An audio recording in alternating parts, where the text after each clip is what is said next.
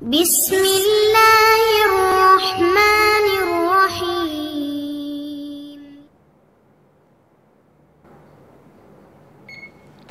அஸ்ஸலாமு அலைக்கும் வரஹ்மத்துல்லாஹி வபரகாத்துஹு. அன்பிற்குரிய சகோதர சகோதரிகளே, நீங்களும் ஆலிம்களாகலாம் என்ற பாடத்தில் புதன் வியாழன் ஆகிய 2 நாட்கள் திருக்குர்ஆன் வசனத்தினுடைய நேரடி தமிழாக்கத்தையும் விளக்கங்களையும் பார்த்து வருகிறோம். இதுவரை பக்ரா அத்தியாயத்தின் 228 வசனங்களை பார்த்துவிட்டு 229 ஒரு சிறிய துணுக்கை மட்டும் பார்த்துருக்குறோம். அதன் தொடர்ச்சியை பார்க்கலாம். 229 என்ன சொல்லப்படுதுன்னா, அத்தலாக்கு மர்ரத்தானே, தலாக் அந்த தலாக் என்று சொன்னால் இதற்கு முந்திய வசனத்தில் பேசப்பட்ட தலாக். இதுக்கு முந்திய வசனத்தில் பேசப்பட்ட தலாக் என்னென்று கேட்டால், திரும்ப அழைத்து மனைவியை தலாக் சொல்லிவிட்டு திரும்ப சேர்த்துக்கொள்வதற்கு வாய்ப்பு வழங்கப்பட்ட தலாக் இருக்குல்ல, அந்த தலாக் என்பது மர்ரத்தானே, 2 தடவைகள் தான். இப்போ தலாக் என்கிற ஒரு சான்ஸ் ஆண்களுக்கு கொடுக்கப்பட்டிருக்கிறது. அது 2 தடவை என்று இதில் இருக்கிறது. இந்த 2 தடவை என்பது இது முக்கியமான வாசகம். இது மர்ரத்தானி 2 தடவை என்பது முக்கியமான ஒரு வாசகம். எதுக்கு முக்கியமான வாசகம்னு சொல்கிறோம்னு கேட்டால், இன்றைக்கு மதுஹபு 4 மதுஹபுங்கிறாங்கல்ல, இந்த மதுஹபுகள்லையும் 4 மதுஹபு அல்லாத பல பிரிவுகள்லையும் இந்த தலாக்கு 3 தலாக் என்பதை தப்பாக வழங்கி வச்சுருக்கிறாங்க. ஒரு மனைவியை பார்த்து ஒருவன் 3 தலாக் அப்படின்னு சொல்லிட்டான்னு சொன்னால் 3 ஆகிவிட்டது, 3 தலாக் என்று சொன்னால் அது 3 ஆகிவிட்டது அப்படிங்கிறாங்க. அல்லது முத்தலாக் என்று சொன்னாலே 3 தலாக் முடிஞ்சிருச்சு, 3 வாய்ப்பை பயன்படுத்திட்டான் அப்படிங்கிறாங்க. அப்போ இந்த அல்லது தலாக் இப்படி ஒரு 3 தடவை சொல்லிவிட்டான் என்று சொன்னால் அவன் 3 தலாக் சொல்லிட்டான் அப்படின்ற மாதிரி தான் மதுஹபுகளில் எழுதி வைத்திருக்கிறார்கள். இந்த மதுஹபு அடிப்படையில் தான் இந்தியாவில் கூட முஸ்லீம் பர்சனல் லா, முஸ்லீம் தனியார் சட்டத்தில் தலாக்கு சட்டம் எழுதப்பட்டு இருக்கிறது. இதைத்தான் மோடி திருத்தி முத்தலாக்கு செல்லாதுன்னு அவர் கொண்டு வர்றாரு. நமக்கே செல்லாது தான், இஸ்லாத்தில் இல்லாது தான் அது. அப்போ என்ன விளங்கணும்னு கேட்டால், இந்த தலாக்கை சொல்லும்போது மர்ரத்தானி அல்ல 2 தடவை என்று சொல்லுகிறான். இந்த தடவை என்பதை சிந்தித்து பார்த்தாலேயே இவங்க சொல்லக்கூடிய முத்தலாக்கு 3 தலாக்கு என்பது எல்லாமே பொய்யின்று விளங்குகிறது. ஒரு தடவை என்று சொன்னால் ஒரு ஆரம்பம் ஒரு முடிவு இருக்க வேண்டும். அதுக்கு பேர் தான் ஒரு தடவையும்பாங்க. இந்த தடவை என்பதை விளங்கி கொள்வதற்காக சில உதாரணங்களின் மூலமாக உங்களுக்கு விளக்கிவிட்டு இந்த வசனத்துக்குள்ளே நம்ம முழுசாக போகலாம். ஒரு மனிதன் குளத்தில் இறங்கி குளிக்கிறான். 1 மணி நேரம் குளிக்கிறான், குளத்தில் இறங்குறான். 1 மணி நேரத்துக்கு பிறகு வெளியே தலையை தோட்டுறான்னு சொல்கிறோன்னு வைங்களேன். குளித்த நேரம் எவ்வளவு? 1 மணி நேரம். ஆனால் அவன் எத்தனை தடவை குளித்தான்? 1 தடவை குளித்தான்னு சொல்லுவோம். எவ்வளோ நேரம் நம்ம பார்க்க மாட்டோம். ஏன்னு கேட்டால், ஒரு குளித்தல் என்பதை அது முடிக்கிறதா அந்த தலையை தோட்டுறான்ல, வெளியே ஏறுறான்ல, அது ஏறி தலையை தோட்டிட்டான்னு சொன்னால் 1 தடவை முடிஞ்சிருச்சுன்னு அர்த்தம். அதே நேரத்தில் இன்னொருத்தன் என்ன செய்கிறான்னு கேட்டால், தண்ணியில் இறங்குறான், ஒரு 5 நிமிஷம் குளிக்கிறான், வெளியே வர்றான், தலையெல்லாம் தோட்டிடுறான், தோட்டிட்டு மரம் இறங்கி குளிக்கிறான், இன்னொரு 5 நிமிஷம். இவன் 5 நிமிஷமாக ஒரு 10 தடவை போயிட்டு வர்றான். இவனை 10 தடவை குளித்தோன்னு சொல்லுவோம். ஆனால் 50 நிமிஷம் தான் குளிச்சிருக்கிறான்.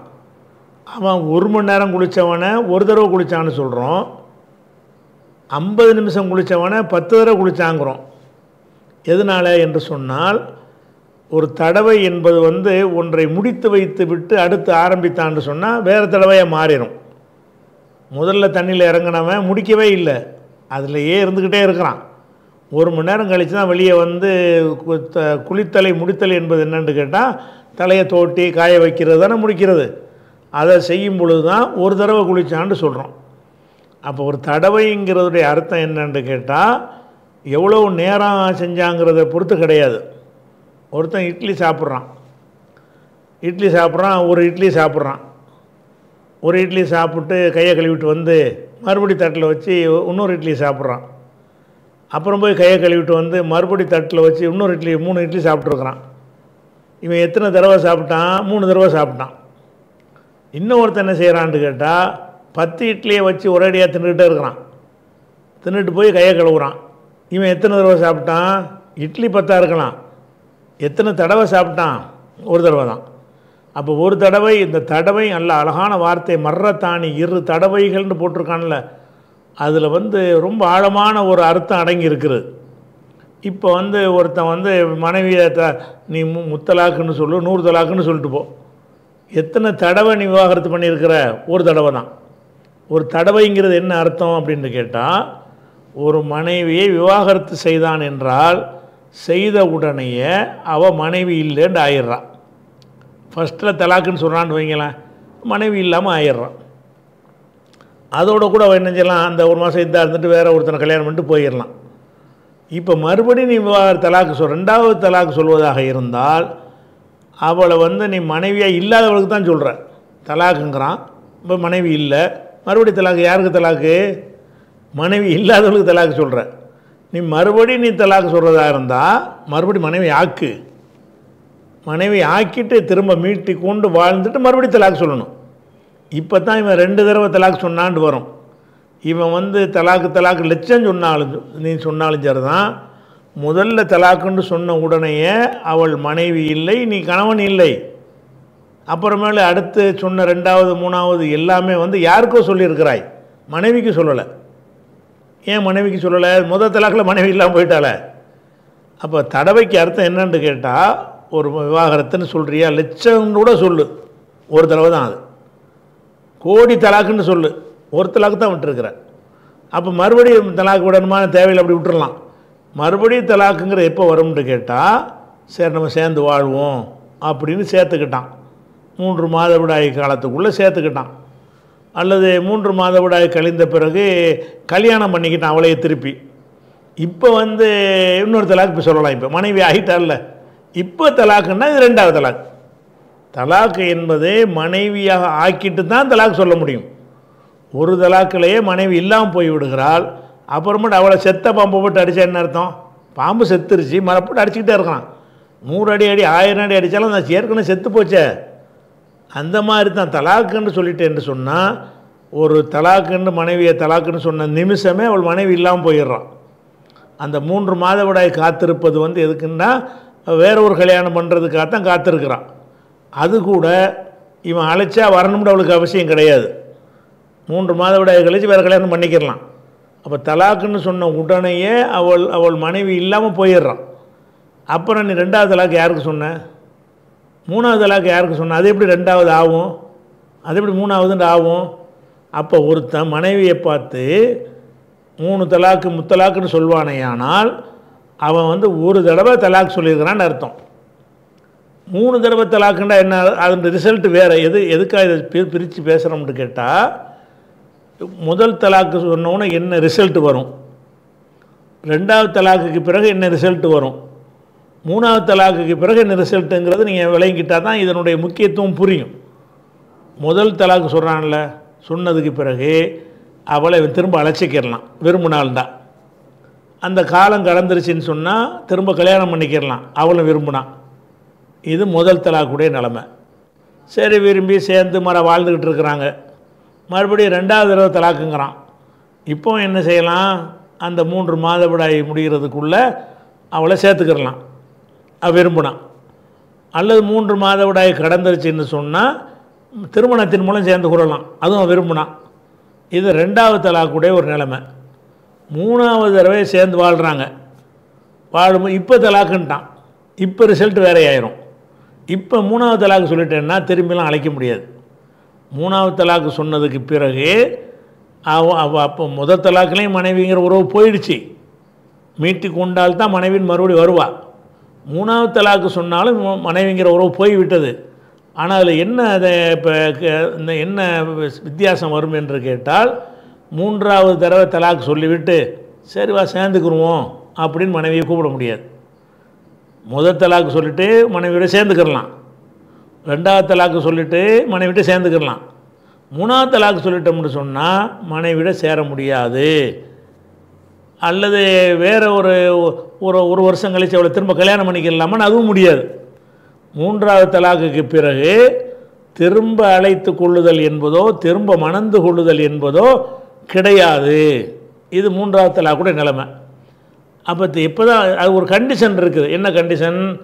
நீ மூணாவது தலாக்கு சொன்ன பிறகு அவளும் நீ வேணாண்டு போயிட்டு அவள் வேற ஒரு கல்யாணம் பண்ணி அந்த புருஷனும் இதே மாதிரி அவளை விவாகரத்து பண்ணிவிட்டு அப்படி அந்த மாதிரி இருக்கும்போது நீ என்ன செய்யலாம்? அவளை நீ கல்யாணம் பண்ணிக்கலாம். புது அந்நிய பெண் மாதிரி எடுத்துக்கொண்டு ஃப்ரெஷ்ஷாக மூணு வாய்ப்பு மர கிடைக்கும். அப்போ அந்த பெண்ணை நீ மறுபடியும் கல்யாணம் பண்ணுறதா இருந்தால் இன்னொருவனுக்கு வாழ்க்கைப்பட்டு அவன் விவாகரத்து செஞ்சு அவள் தலாக் விடப்பட்டவளாக இருப்பாளேயானால் அப்போ நீ என்ன செய்யலான்னு கேட்டால் நீ கல்யாணம் பண்ணிக்கலாம். அல்லது வேற ஒருத்தனை கல்யாணம் பண்ணி அவன் செத்து போயிட்டான்னு வைங்க, அப்படி இருந்தாலே ஆனால் அவளை நீ கல்யாணம் பண்ணிக்கலாம். இப்போ 3 தலாக்கு சொல்லிட்டேன். 3 தலாக்கு சொல்லிவிட்டால் இன்னொருவனுக்கு அவள் வாழ்க்கைப்பட்டு அந்த வாழ்க்கை முடிந்து இருந்தால் மட்டும்தான் இந்த 3வது தலாக்கு சொன்னவன் அவளோட சேர முடியும். அப்படி இல்லைன்னா சும்மாவும் அவளை அழைச்சிக்கிற முடியாது, திருமணத்தின் மூலமாகவும் சேர்த்துக்கொள்ள முடியாது. அப்போ இந்த விஷயங்கள்லாம் அந்த வரக்கூடிய வசனத்தில் வருது. இந்த வசனம் நம்ம வாசிக்கக்கூடிய வசனத்தில் இந்த சட்டம்லாம் வரப்போகுது.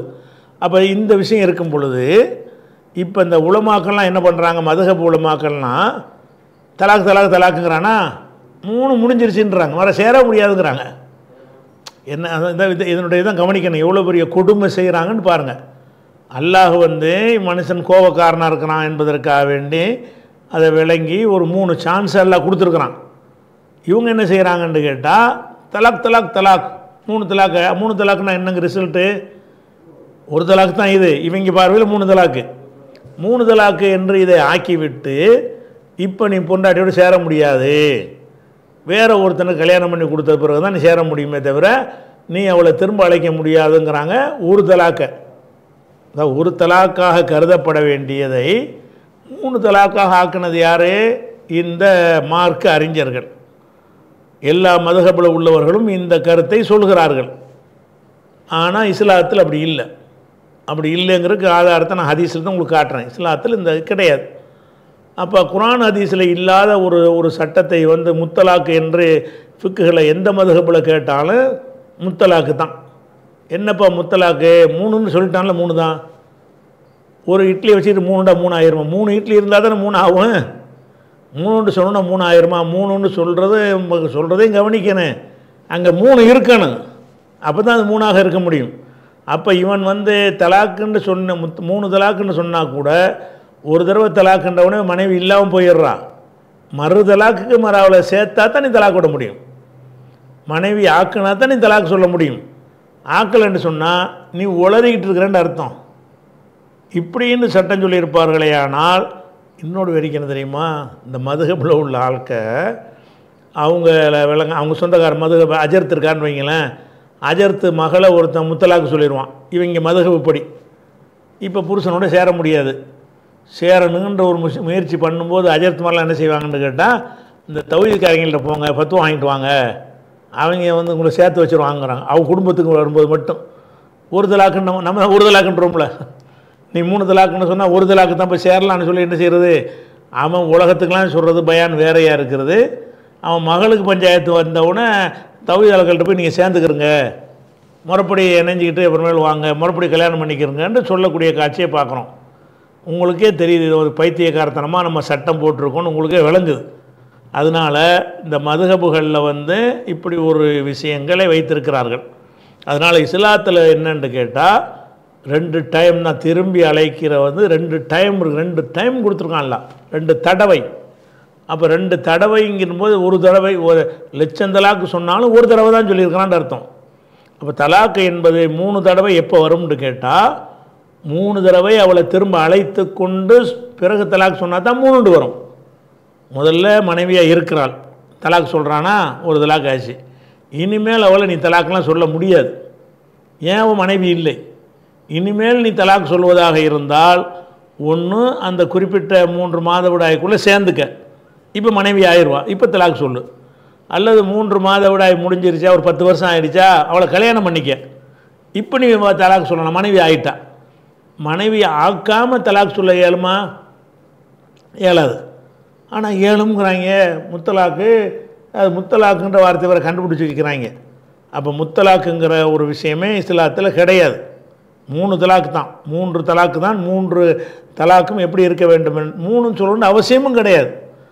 ஒரு கணவன் மனைவி உறவு முறிப்பதற்காக வேண்டி 3 ஆக்கிட்டு தான் மறுமணத்தை அந்த பெண்ணு தேர்ந்தெடுக்கணுங்க மாதிரி ஒரு தப்பை வழங்கி வச்சுருக்கிறாங்க. ஒரு தடவை தலாக்குங்கிறியா, உனக்கு டைம் கொடுத்துருக்கா, அந்த டயத்துக்குள்ளே மீட்டலையா, அவள் பாட்டுக்கு வேறு கல்யாணம் பண்ணிட்டு போயிட்டே இருக்கலாம். 3 ஆகணும்லாம் ஒரு அவசியம் கிடையாது. மீட்டுறதுக்கு மறுத்தா எப்படி நீ மீட்டுவ?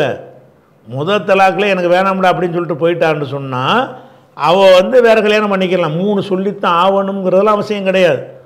தலாக்குங்கிறியா, மனைவி உறவு முறிஞ்சிருச்சு, திரும்ப அழைக்க நீ விரும்புகிற மாட்டேன்னா முடிஞ்சு வச்சு பாட்டு போயிட்டே இருப்ப, வேறு கல்யாணம் பண்ணிக்கலாம்.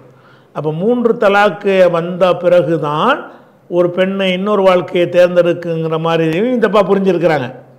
இது எல்லாமே தவறு. அப்போ அதில் அந்த விஷயத்தை விளக்கக்கூடிய வசனங்களை பாருங்கள். இப்போ அத்தலாக்கு மர்ரத்தானே, திரும்ப அழைத்து கொள்ளத்தக்க தலாக்கு என்பது 2 தடவைகள். இம்சாக்குன் பிமஅரூஃபின், அதுக்கு பிறகு இம்சாக் என்றால் கட்டுக்குள் வைத்துக்கொள்வது, தஸ்ரீஹ் என்றால் அவிழ்த்து விடுவது. ஆடு மாடை கட்டி விட்டு அவிழ்த்து விடுவாங்கள்ல, அவிழ்த்து விடுவதற்கு பேர் தஸ்ரீஹ். அல்லாஹ் என்ன செய்கிறான்னு கேட்டால் 2 தலாக்கு 2 தடவை ஆச்சுல, 2 தடவைக்கு பிறகு இம்சாக்கும் பிமஅரூஃபின், அழகிய முறையில் உன்னுடைய கட்டுக்குள்ளே வைத்துக்கொள், மனைவியை வச்சுக்கொள், மறுதலாக்கு சொல்லிடாத.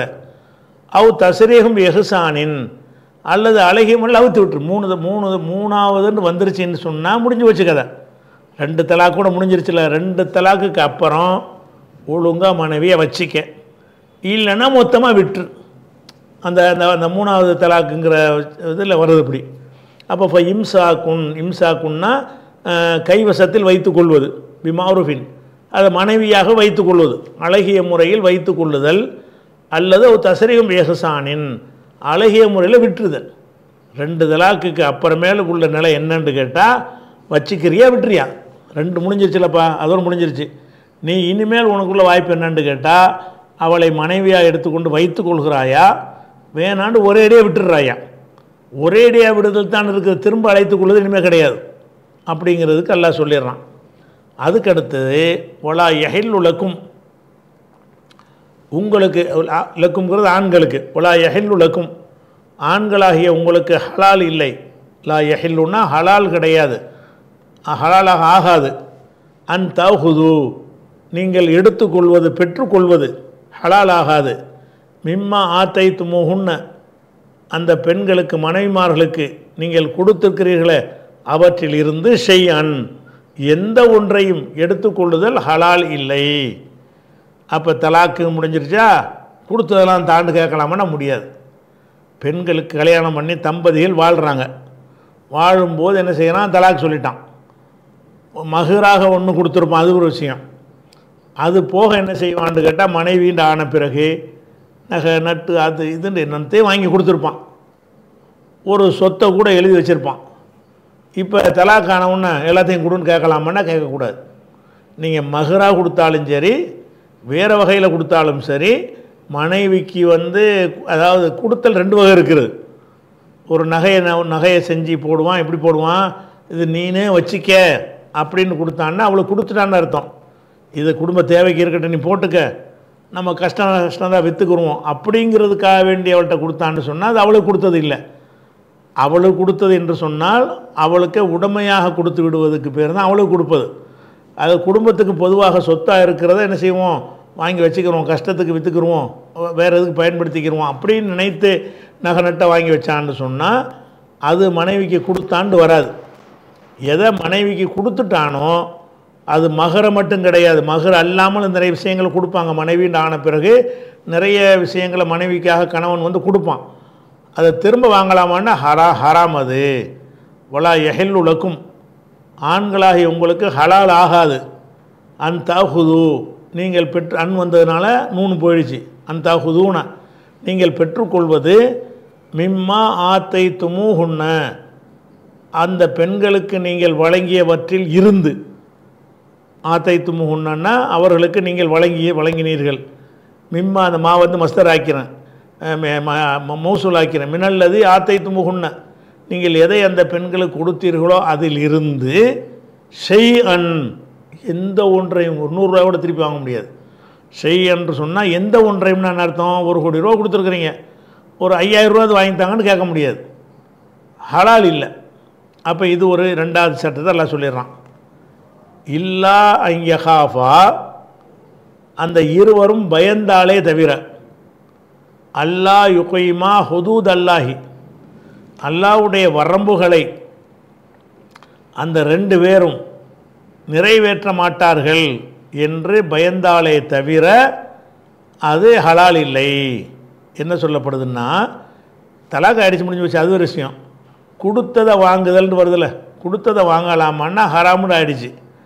ஆனால் இல்லா யஹாஃபா அந்த 2 பேரும் பயந்தாலே தவிர, கணவன் மனைவி 2 பேரும் பயப்படுறாங்க. எதுக்கு பயப்படுறாங்கன்னு கேட்டால், அல்லா யுகைமா ஹுதூத் அல்லாஹி அல்லாஹ்வுடைய வரம்புகளை நிலைநாட்ட மாட்டார்கள் என்று பயந்தாலே தவிர. அல்லாஹ்வுடைய குடும்ப வாழ்க்கைக்குன்னு சில வரம்புகளை அல்லாஹ் வச்சுருக்கிறான்.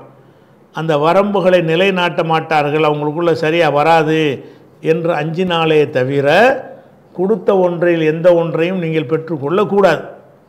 ஃபொயின் ஹிஃப்தும் நீங்கள் அஞ்சினால் அல்லா யுகைமா ஹுதூத் அல்லாஹி அல்லாஹ்வுடைய வரம்புகளை 2 பேரும் நிலைநாட்ட மாட்டார்கள் என்று நீங்கள் அஞ்சினால் ஃபலா ஜுனாஹ அலைஹிமா அந்த 2 பேர் மீதும் குற்றம் வராது. ஃபீ மஃப்ததத் பிஹி அவள் வந்து தண்டமாக கொடுக்குறாளே அந்த விஷயத்தில் 2 பேர் மேலேயும் குற்றம் வராது அப்படின்னு வருது. இது என்ன சொல்லுதுங்கிறத விளங்கிக்கிட்ட இன்னொரு அர்த்தம் செய்வோம். அதாவது கணவன் மனைவிக்கு பிரச்சனை வந்தால் தலாக்கு விடுதல்ங்கிறது ஒன்று இருக்கிறது. அது யார்கிட்ட உள்ளது, கணவன்கிட்ட உள்ளது. இது அல்லாமல் 2 பேருக்கு சரி வரவே மாட்டேங்குது. இவன் வந்து தலாக்கு விடவும் மாட்டேங்கிறான், பிடிக்கவே மாட்டேங்குது. 2 பேருக்கும் சண்டை சச்சரவுன்னு போய்கிட்டே இருக்கிறது. இவனுக்கு சேர்ந்து வாழ்கிறதுக்கு விருப்பமே இல்லை, அவளுக்கும் விருப்பம் இல்லை. இந்த மாதிரி 2 பேரும் பயப்படுறாங்க, இது நமக்கு செட்டே வராது. குடும்ப வாழ்க்கைக்குண்டு சில கண்டிஷன்கள் எல்லாம் தரலாம், அதை நம்ம 2 பேருமே நிறைவேற்றுற மாதிரி இல்லை. எனக்கு உன்னையே பிடிக்கல, உனக்கு என்னையே பிடிக்கல, நமக்குள்ளே மேட்ச் ஆகாது அப்படின்ற மாதிரி வந்தால் அப்போ அந்த பெண் சைட்டில் இருந்து ஆண் சைடு தான் இல்லைன்னு தலாக்குன்னு சொல்லிடுவானே. அவள் என்ன செய்கிறான்னு கேட்டால், இந்தப்போ உனக்கு எனக்கு வேணாம், நீ உனக்கு என்ன தரணுமோ சொன்னா உன்ட்ட வாங்கினெல்லாம் தந்துடுறேன், உன்ட்ட வாங்கினதெல்லாம் நான் தந்துடுறேன் அப்படின்னு சொல்லிட்டு அவள் என்ன செய்கிறான்னு கேட்டால், நீ எழுதி தந்த வீட்டை கூட நீ வச்சுக்க, என்னை விட்டுரு அப்படின்னு சொல்கிறான். அப்போ அந்த மாதிரி ஒரு நிலை வரும்போது அவள் ஒன்றை தந்தாலேயானால் அது ஹலால் ஆகும். ஏன்னா இவனை விவாகரத்து பண்ணலை, அவள் வேணாங்கிறான். அதான் இவன் விவாகரத்து இவனாக பண்ணிட்டான்னு சொன்னால் எதுவும் கேட்க இயலாது. இப்போ என்னன்னு கேட்டால், அவள் வந்துக்கிட்ட என்ன செய்கிறா, 2 பேரும் நிலைநாட்ட மாட்டாங்கன்னு சொல்லும் பொழுது மனைவி என்ன செய்கிறான்ட்டு, அந்த உனக்கு எனக்கு சரியாக வரமாட்டேங்குது, என்னை விட்டுரு, எனக்கு உனக்கு பிரச்சனை இல்லை அப்படின்னு சொல்லி இவ சைட்லேருந்து கோரிக்கை வருது. கோரிக்கை வரும்போது அதெல்லாம் முடியாதுங்கிறான். உனக்கு நான் எவ்வளோ செலவு பண்ணியிருக்கிறேன் என்ன அப்படி இப்படின்னு சொல்கிறான். என்ன செலவு பண்ண எல்லாத்தையும் நான் தந்துடுறேன், அந்த என்னென்ன எழுதி கொடுத்து உன் பேரில் திருப்பி தந்துடுறேன், என்னை விட்டு போதும், நீ போட்ட நகைகள்லாம் இந்த வச்சுக்க அப்படின்னு அவள் தந்ததெல்லாம் திருப்பி தர்றேங்கிறான். அந்த மாதிரி இருந்தாலேயானால் அப்போ அதை வாங்கிடலாமான்னா வாங்கிடலாம். இவன் தானே இவன் விவாகரத்து பண்ணலை, இல்லை அவள் தானே அதை கேட்குறா. அவளாக விவாகரத்து கேட்கும் பொழுது அவளாக என்ன செய்கிறான்னு கேட்டால் அவள் தண்டமாக கொடுக்குறான். அந்த விஷயத்தில் 2 பேர் மீது குற்றம் கிடையாது. அப்போ விவாகரத்துன்ற ஆம்பளை சைட்லேருந்து சொன்னானேயானால் கொடுத்த எதையும் திருப்பி கேட்கக்கூடாது. 2 பேருக்கு மேட்ச் ஆகாத வகையில் பெண் சைட்லேருந்து என்ன தேவை கொடுத்தாள் என்று சொன்னால் அப்போ என்ன விவாகரத்து அவன் பண்ணலைன்னு அர்த்தம். அவன் பண்ணலை, இவன் தான் என்ன செய்கிறான்னு கேட்டால் ஒரு தொகையை கொடுக்குறான். கொடுத்து என்னை விட்டா நீ போதும் அப்படின்னு சொல்வாளையானால் அதை வாங்கிட்டு என்ன செய்ய வேண்டியதான், வந்து விவாகரத்து பண்ணிட வேண்டியதான். வாங்கணுன்னு விவாகரத்து ஆயிரும். அப்போ என்ன ஆகும்னு கேட்டால் அப்போ இது ஹலால் ஆயிரும், இவனுக்கு ஹலால் ஆயிரும். எழுதி கொடுத்த சொத்தையெல்லாம் உன்னை விவகாரத்தெல்லாம் பண்ண முடியாது, உனக்காக கோடிக்கணக்கான செலவழிச்சிருக்கேங்கிறான். இந்தாடா உன் கோடியை வச்சுக்கடான்னு திருப்பி தர்றான். இப்போ வாங்கிக்கிறது ஹலாலாண்டா ஹலால். இவனா தலாக்கு சொல்லிட்டா வாங்க முடியாது. இவன் தலாக்கு சொல்ல மறுத்து நான் உன்னோட தான் வாழ்வேன்னு சொல்லி அவன் என்ன செய்கிறான்னு கேட்டால், இல்லை நமக்கு மேட்சாக என்னை விட்டுருப்பா, உன்னோட நான் வாழ விரும்பவே இல்லைன்னு சொல்லும்போது அவன் என்ன செய்வான்னு கேட்டால், மனைவிங்கிற நிறைய செஞ்சுருப்பான்ல, அதெல்லாம் எனக்கு எவ்வளோ பெரிய லாஸ் ஆகும், எவ்வளோ உனக்கு செஞ்சுருக்கிற, எப்படி நீ விட சொல்கிற அப்படின்னு கேட்டான்னா, அப்போ நீ எனக்கு எழுதி தந்ததை இந்த இதை வச்சுக்க, அதை வச்சுக்க, இதை வச்சுக்கன்னு என்ன செய்கிறா, அவளுக்கு எதை கொடுக்க விரும்புகிறாளோ அதை கொடுக்குறா. இவன் அதை உடன்படுறான்னு சொன்னால் அப்படி ஒன்றை வாங்கி கொண்டு அவளை விடுவித்துடுறது. இவனாக விடுவிக்காமல் அவனுடைய கோரிக்கை அடிப்படையில் விடுவித்தல். இவனாக விடுவித்தலுக்கு பேர் தலாக், எதுவும் கேட்க முடியாது. மனைவியின் கோரிக்கை அடிப்படையில் என்று சொன்னால், கோரிக்கை வைக்கிறவ என்ன செய்வா, ஏதாவது கொடுத்தாலும் பரவாயில்லை இவன்றது தப்பிச்சா போதும்னு இருப்பாவ. அந்த மாதிரி கொடுத்தாலேயானால் அப்போ அவள் மீது எந்த ஒரு குற்றமும் வராதுங்கிறது இங்கே சொல்லப்படுகிறது. இது ஹுலாங்கிற வகையிலே வரும். ஆனால் ஹுலாவில் மகரை மட்டும்தான் திருப்பி கொடுக்கணும். இது என்னன்னு கேட்டால் அதை விட நிறைய செஞ்சுருப்பான். மகரு இல்லாமல் ஒரு கணவன்கிறவன் என்ன செய்வான், மனைவிக்காக வேண்டி நிறைய ஒரு சொத்தை கூட எழுதி வாங்கி வச்சுருந்துருப்பான். இப்போ என்னை விட்டுருங்கிறா. அப்போ சொத்தோட எப்படி விடுவான் இவன்? 1 கோடி ரூபா மதிப்புள்ள ஒரு நிலத்தை எழுதி கொடுத்துருப்பான். என்னை விட்டுருந்தா எப்படி நான் விடுவேன் அப்படின்னு இவன் சொல்வானே. ஆனால் அவன் என்ன செய்வா, இந்த 1 கோடி நிலத்தை நீனை வச்சுக்க. அப்போ வேறு வேறு விஷயங்களை அவன் கொடுத்துருப்பான்ல, அதையும் தந்தா தான் விவகாரத்துக்கு நான் ஒத்துக்கிறேன்னு அவன் சொல்வானே. ஆனால் அப்போ அந்த பெண் அதை கொடுத்தாலேயானால் அது இவனுக்கு ஹலால் ஆயிரும், வாங்கி கொள்ளலாம். இப்போ அர்த்தம், இப்போ பாருங்கள் அர்த்தம் கரெக்டாக விளங்கிறோம். எப்படி விளங்கிறேன்? வலா யஹில்லுலக்கும், உங்களுக்கு ஹலால் இல்லை. அன் தாஹுது, நீங்கள் பெற்றுக்கொள்வது ஹலால் இல்லை. எதை பெற்றுக்கொள்வதுன்னா, மிம்மா ஆத்தை துமு ஹுன்ன, அந்த பெண்களுக்கு நீங்கள் வழங்கியவற்றில் இருந்து ஷை அன், எந்த ஒரு பொருளையும் பெற்றுக்கொள்வது ஹலால் இல்லை. ஆனால் ஒரு ஒரு நேரத்தில் ஹலால் இருக்குது. அதை எக்ஸ்டென்ஷன் பண்ணுறான். அப்படி எப்படி? இல்லா யஹாஃபா, 2 பேரும் பயந்தாலே தவிர. எதுக்கு பயப்படுறாங்க? அல்லா யுகீமா ஹுதூத் அல்லாஹி, அல்லாஹ்வுடைய வரம்புகளை நிலைநாட்ட மாட்டார்கள் என்று பயந்தாலே தவிர. 2 பேரும் பயப்படுறாங்க, நமக்குள்ளே மேட்ச் ஆகாது. கணவன் கடமையை நான் செய்ய மாட்டேன், மனைவி கடமையை நீ செய்ய மாட்டேங்கிற மாதிரி அல்லாஹ்வுடைய வரம்புகளை 2 பேருமே நிலைநாட்ட மாட்டார்கள் என்று பயந்தார்களேயானால் என்ன பயந்தாலே தவிர ஹலால் இல்லை. அவர் பயந்தால் என்ன? வைன் ஹிஃப்தும், அப்படி நீங்கள் பயந்தால். எதுக்கு பயந்தீர்கள் என்று சொன்னால், அல்லாஹ் யுகீமா ஹுதூத் அல்லாஹி, அல்லாஹ் அந்த பயந்தால் வரும்போது இங்கே எப்படி வருதுன்னு கேட்டால், அவங்கள நோக்கி அல்லாஹ் இங்கே பேசலை. இன் ஹிஃப்தும்னு சமுதாயத்தை நோக்கி பேசுகிறான்.